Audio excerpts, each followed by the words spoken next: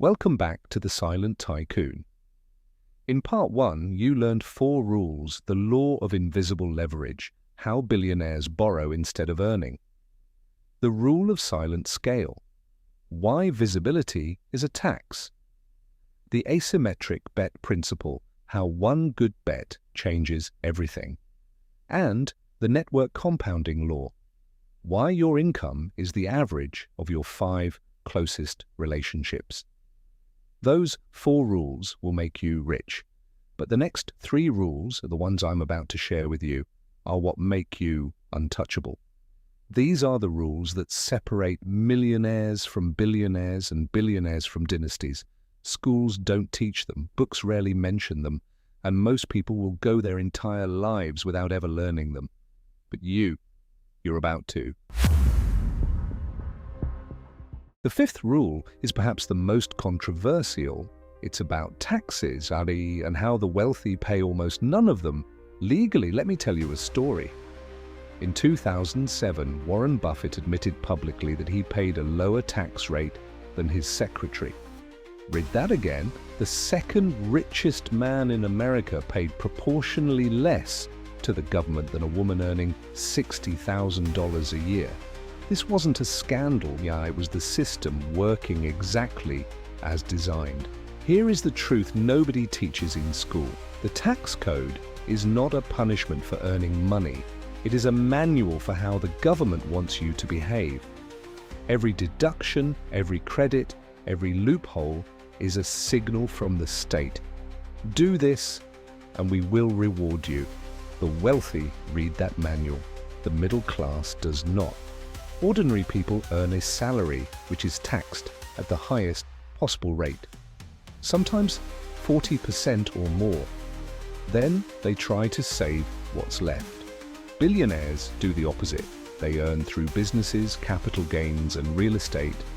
3 categories that are taxed at a fraction of that rate, or sometimes not taxed at all. A business owner can deduct meals, travel, vehicles, home office expenses, and health insurance before paying a single penny in tax. A real estate investor can depreciate a property, meaning they can report a paper loss on a building that's actually rising in value. A stock investor who holds for over a year pays long-term capital gains, which can be half the rate of ordinary income. The game isn't about how much you earn. The game is about how much you keep. A school teacher earning $100,000 and keeping $60 is poorer than an entrepreneur earning $200,000 and keeping $180. Same effort, different rule book. If you want to win this game, you need to stop earning like an employee and start earning like an owner. The tax code wasn't written against you. It was written for people who understand it. The 6th rule is the most psychological of all. It's called the time horizon gap. Broke people think in days, middle-class people think in months, rich people think in years, billionaires think in decades, and dynasties think in generations. The further out your time horizon, the wealthier you become. It's that simple and it's that brutal. Why? Because almost every meaningful financial advantage comes from one force: compounding. And compounding requires time. $10,000 invested at 10% for 10 years becomes $25,000 for 30 years, $174,000 for 50 years, $1,170,000. Same money, same rate, different time horizon, different universe of outcomes. But here's where it gets interesting. Your time horizon doesn't just affect your returns, it affects every decision you make.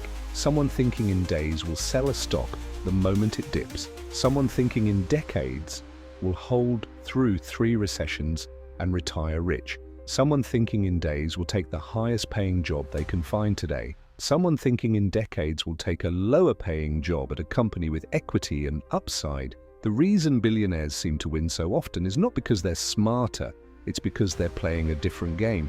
Their rivals are trying to win this quarter.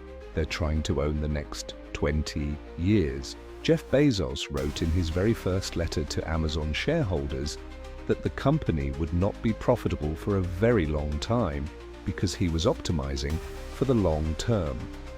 Investors who understood that letter became rich.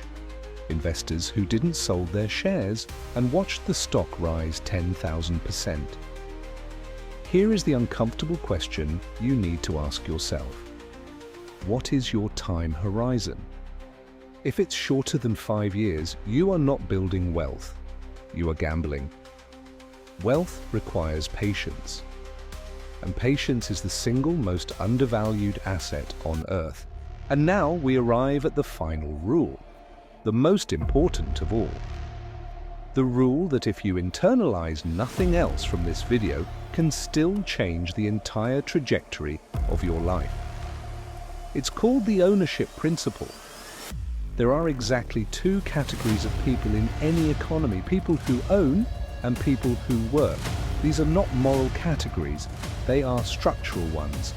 And almost every financial outcome in your life is determined by which category you fall into. When you work, you trade the only non-renewable resource you have, time, for money. Your earning is capped by the hours in your day. When you stop working, the money stops coming. You are not building anything. You are renting yourself to the market 1 hour at a time. When you own, something different happens. You own a business, and other people's work flows into your bank account. You own stocks, and the labor of thousands of employees generates your dividends. You own real estate, and tenants pay your mortgage while the value compounds. You own intellectual property, a book, a course, a patent, and it sells while you sleep. This is the great secret of capitalism. The system does not reward work, the system rewards ownership. And you can work for 50 years doing your job perfectly and retire with less wealth than someone who owned a modest business for 10. The painful truth is that every hour you spend making someone else richer is an hour you are not spending making yourself richer. Your job is not building your empire, it is building someone else's. The paycheck is the cost they pay to rent you. Every billionaire, without exception, crossed the ownership line at some point in their life. They stopped trading hours for dollars and started owning things that produced value without them. It might be a business, it might be investments, it might be a creative catalog, but something had to be theirs, and truly theirs, for the magic to begin. So the question you must answer today is this: what do you own? Not what do you earn? Not what do you spend? What do you own? Because in 10 years, that answer, and only that answer, will determine where you stand.